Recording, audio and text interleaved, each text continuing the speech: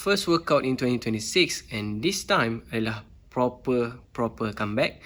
As before this macam saya buat tak structured tau workout tu. Tapi kali ni sebabkan saya dah belajar sikit tentang program nak structure workout kita, yang mana saya pun baru belajar lagi, baru 3 minggu baru start buat benda ni. Jadi kiranya sambil saya dokumentkan dalam video, sambil tu saya ajar sikit lah serba-serbi apa yang saya dah belajar. Jadi dalam video ni workout yang saya nak buat ialah upper body, yakni pull-ups dengan dips.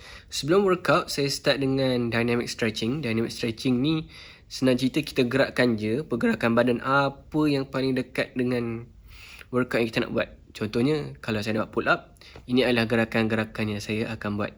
Contohnya kita gerakkan sikit tangan kita ke belakang sebab nak gerakkan macam bahu dengan lats kan.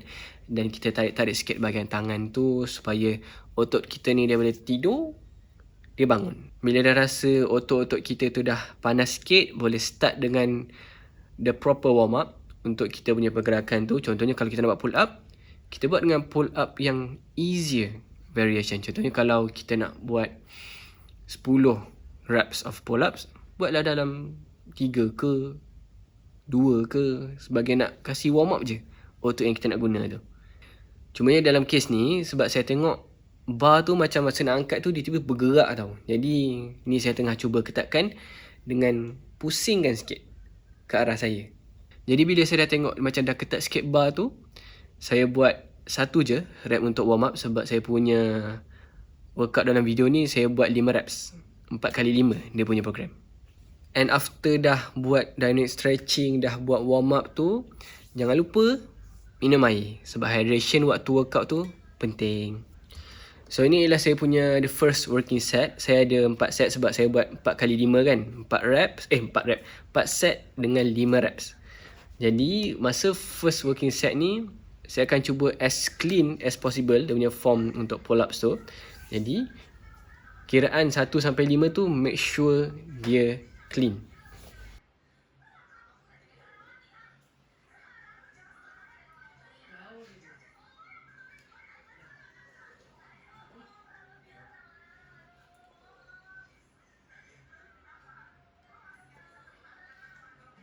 Pada saya, session ni kira clean kalau saya berjaya buat dagu tu kira melepasi bar tu.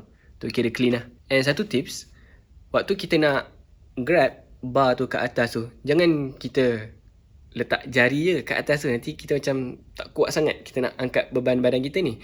Kita make sure tangan kita ni seluruhnya pegang bar tu supaya dia lebih kuat nak angkat badan kita.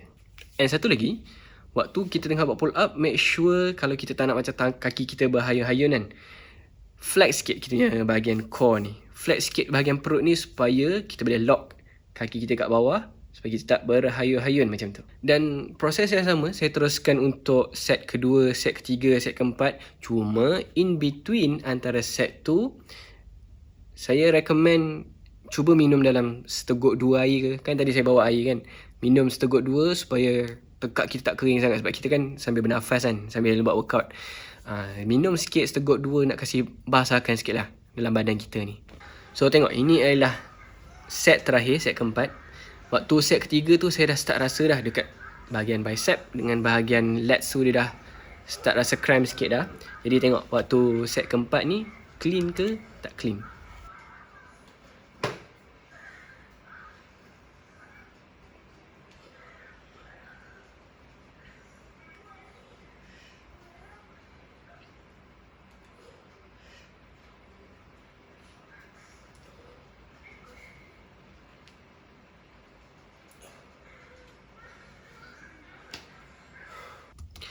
Kalau perasan masa rep terakhir, rep kelima dalam set 1 dengan rep terakhir untuk set keempat, kalau perasan dagu tu tak cecah pun dekat bar tu sebab dia dah form, dia dah start barai kan.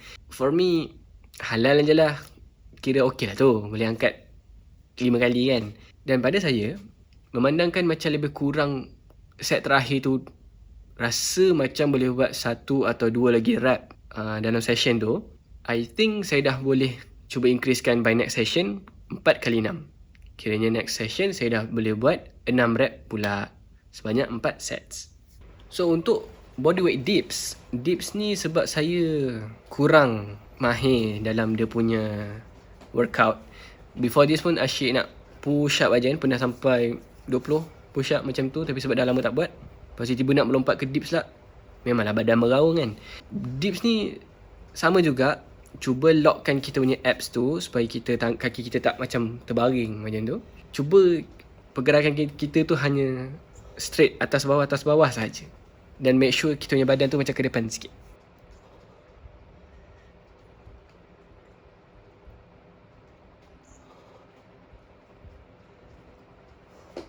Dan untuk dips, saya punya progress sebab saya pun baru start buat dips. Jadi saya punya session ni saya buat 4 kali 3 reps je, sebanyak 4 sets.